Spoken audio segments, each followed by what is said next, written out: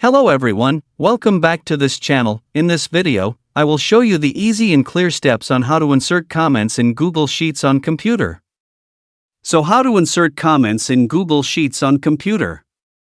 Make sure you keep watching this video until the end. Let's get started right away. Firstly, just go to the Google Sheets application on your computer or laptop. And this is the initial display of the Google Sheets work page. Here I have prepared the text or table that I will comment on. Go straight to the column that will be Insert Comments. Then move the cursor to the top of the screen. Here there are several menu options. Tap Insert. Now here a scrolling menu will appear. Down itself. And tap the Comments menu. Now the comment input will appear. Now here you can give comments by typing here.